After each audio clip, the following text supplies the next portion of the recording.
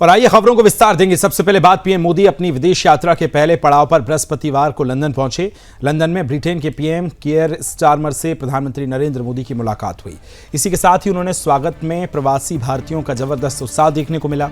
London की सड़कों पर तिरंगे, मोदी मोदी के नारे और रंग बिरंगे पारंपरिक वस्त्रों में सजे लोगों का जमावड़ा भारतीय पहचान और भावनात्मक जुड़ाव का प्रतीक बना। जैसे ही प्रधानमंत्री का काफिला भारतीय समुदाय के बीच से गुजरा, लोगों की भावनाएं उमड़ पड़ी। लोगों ने हाथ मिलाए, फूल दिए और आशीर्वाद भी मांगा और कई की आंखें नम हो गई। पीएम ने इस स्नेह के लिए सोशल मीडिया प्लेटफॉर्म एक्स पर आभार व्यक्त करते हुए लिखा कि यूके में भारतीय समुदाय के गर्मजोशी भरे स्वागत के लिए अभिभूत हूं। भारत की प्रगति और के प्रति उनका स्नेह और जुनून वास्तव में प्रेरणादायक है। लंदन में बसे प्रवासी भारतीयों ने भी इस अवसर को यादगार बताया। एक भारतीय ने कहा कि ये अवास्तविक था, मैंने उनसे हाथ मिलाया।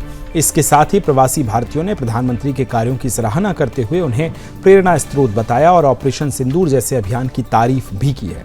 इस दौरे की खास बातें ये रहीं कि भारतीय समुदाय के प्रति जुड़ाव का संदेश केवल भावनात्मक नहीं बल्कि राजनीतिक और राजनीतिक भी रहा है। प्रधानमंत्री मोदी ने ब्रिटेन के प्रधानमंत्री कियर स्टारमर से मुलाकात की। ये ब्रिटेन में नई सरकार के गठन के बाद दोनों नेताओं की पहली औपचारिक भेंट थी। बैठक के बाद ब्रिटेन संबंधों को लेकर सकारात्मक संदेश दिए गए। व्यापार, शिक्षा, रक्षा और ग्रीन टेक्नोलॉजी जैसे क्षेत्रों में सहयोग बढ़ाने पर चर्चा हुई। संभावित मुक्त व्यापार समझौते पर भी प्राथमिक स्तर की बातचीत हुई है।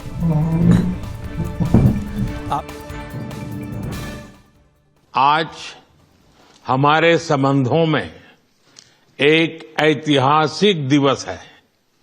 मुझे प्रसन्नता है कि कई वर्षों की मेहनत के बाद आज दोनों देशों के बीच comprehensive economic and trade agreement संपन्न हुआ है। यह समझौता मात्र आर्थिक साझेदारी नहीं बल्कि साझा समृद्धि की योजना है।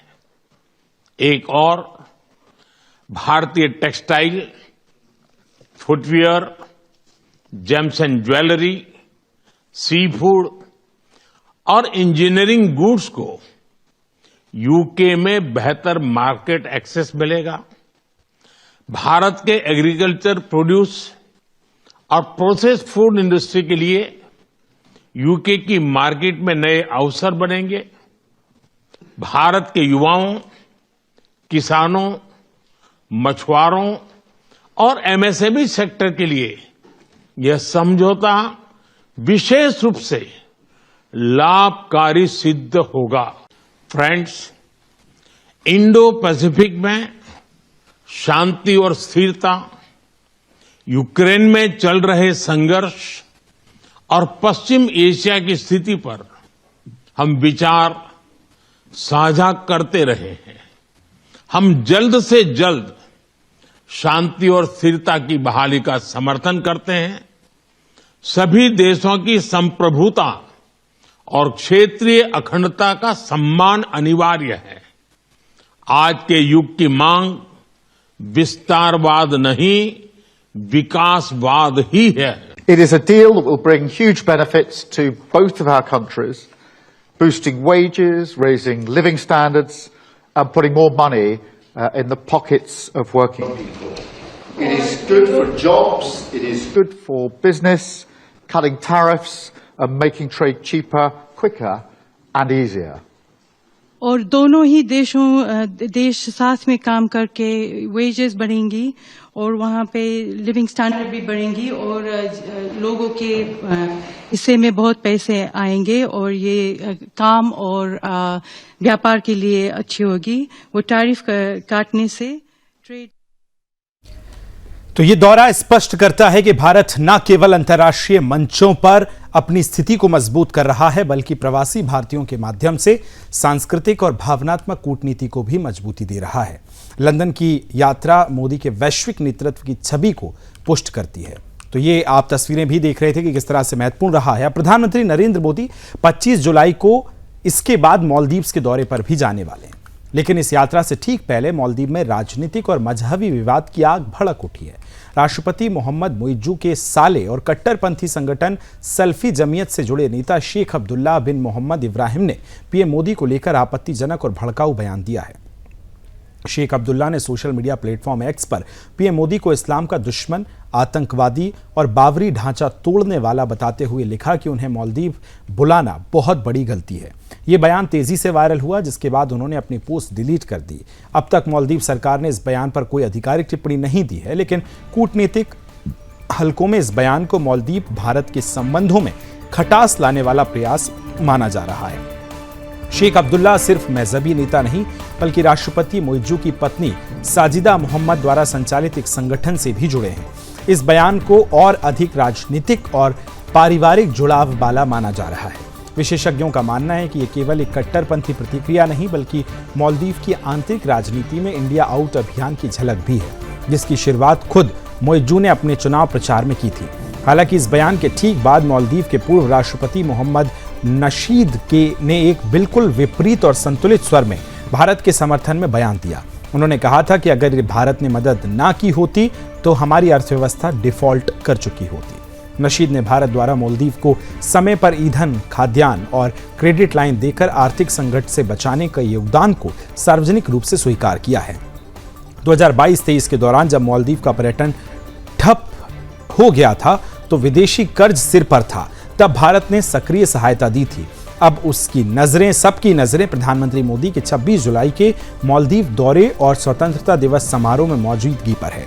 ये देखा जाना बाकी है कि भारत इस विवाद पर सामरिक चुप्पी अपनाता है या कोई स्पष्ट संदेश देता है। ये मामला केवल धर्म या राजनीति का नहीं, बल्कि भारत की क्षेत्रीय छवि को भी प्रभाव डालने वाला हो सकता है। थाईलैंड और कंबोडिया के बीच सीमा विवाद ने फिर से हिंसा को जन्म दिया है।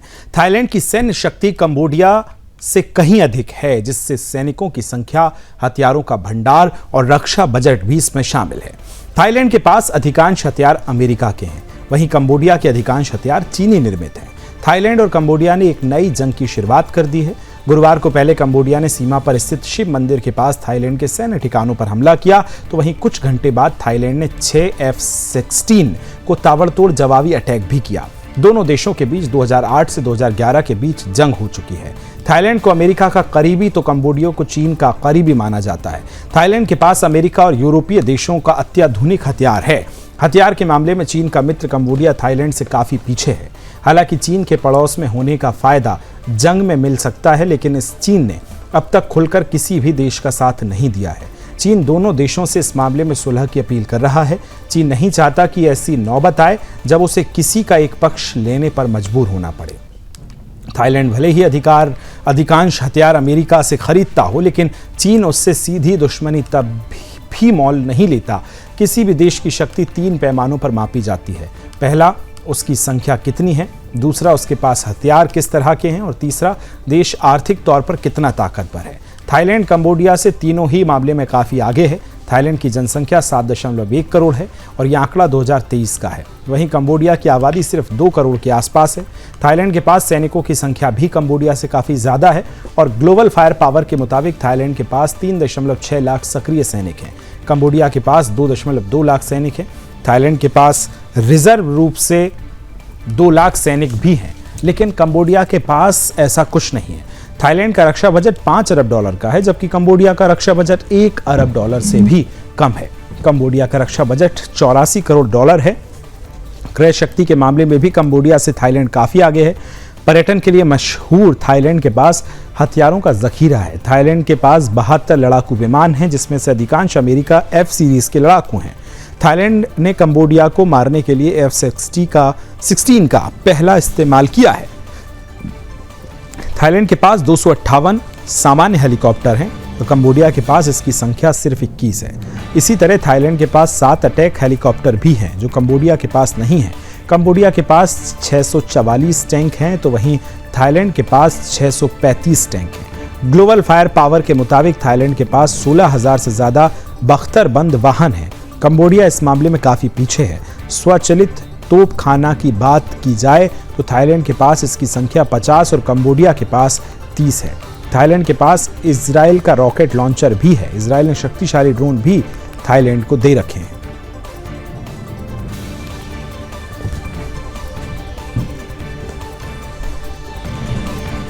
टीपीएस त्यागी साहब रक्षा विशेषज्ञ हमारे साथ जुड़ गए। सर, सबसे पहला सवाल तो ये कि ये दोनों देशों के बीच में जो लड़ाई जैसी स्थितियां बनी हैं और हम देख रहे हैं कि जो हथियारों का इस्तेमाल हुआ है, कैसे देखते हैं दोनों देशों की इस समय मौजूदा हालात को, मौजूदा स्थितियों को? विकास जी, जय हिंद। जय हिंद सर। देखिए, थाईलैंड और कंबोडिया में एक जो बॉर्डर के ऊपर मंदिर है, उसमें जो विवाद है वो बहुत पुराना है, 100 साल से भी ज्यादा पुराना है। बार बार इनकी झड़प होती रहती है। 1954 में थाईलैंड ने उस मंदिर को जीत भी लिया था, लेकिन बाद में इंटरनेशनल कोर्ट ऑफ जस्टिस ने, जहां पे कंबोडिया ने अप्रोच किया, उन्होंने उसको कंबोडिया को दे दिया। लेकिन उसके बराबर में 3 किलोमीटर दूर एक हिल है, तो वो हिल के बारे में आईसीजी ने, यानी कि इंटरनेशनल कोर्ट ऑफ जस्टिस ने कुछ नहीं कहा था। तो थाईलैंड कहता है कि वो हमारा है मंदिर के अलावा। तो अब इसके ऊपर उनमें झड़प होती रहती है। इस बार ऐसा हुआ कि कंबोडिया के एक सोल्जर को गोली मार दी गई आपसी झड़प में, यानी कि जोर जोर से चिल्लाने के ऊपर। और बाद में एक माइन ब्लास्ट के अंदर थाईलैंड के भी 4-5 लोग मारे गए। उसके बाद में ये मामला ज्यादा बढ़ गया, गोली चलने लगी। इससे पहले भी ऐसा होता था, लेकिन इस बार जो चीज सामने निकल के आई वो ये कि F-16 का इस्तेमाल किया गया, और एक या दो नहीं, आधा दर्जन F-16 ने जाके बम वर्षा की कैम्बोडिया में और उनके 2 मिलिट्री बेसेस को तबाह कर दिया। उधर कैम्बोडिया ने बाकायदा मल्टी रॉकेट लॉन्च सिस्टम का इस्तेमाल किया, आर्टिलरी गन्स का इस्तेमाल किया, दोनों तरफ कैजुअल्टीज हुई। करीब 40,000 लोगों को विस्थापित किया गया। एम्बेसीज आपस में एक दूसरे की क्लोज कर दी गई। जितनी भी क्रॉसिंग्स थी थाईलैंड और कंबोडिया के बीच में, वो क्रॉसिंग कर दी गई। लेकिन ये जो कुछ मैंने कहा, ये सब टैक्टिकल लेवल पे है। दरअसल में इसके पीछे स्ट्रेटेजिक लेवल पर कुछ ज्यादा बड़ा षड्यंत्र दिखाई देता है। चाइना का कैम्बोडिया में बहुत इन्वेस्टमेंट है, और अभी उसने हाल ही में वहां एक नेवल बेस बनाया है।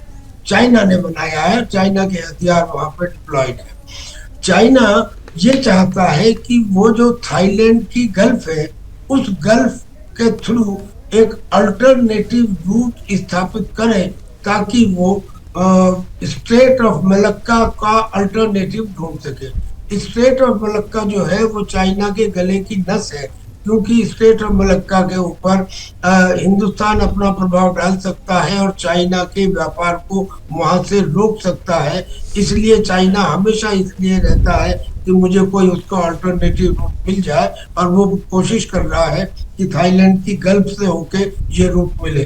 थाईलैंड उसके लिए सहमत नहीं है। बहुत मुमकिन है कि ये शायद चाइना के इंस्टिगेशन के ऊपर भी हुआ हो।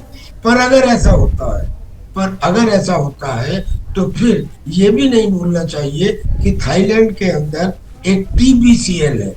TBCL का मतलब थाईलैंड भारत कल्चरल लॉज।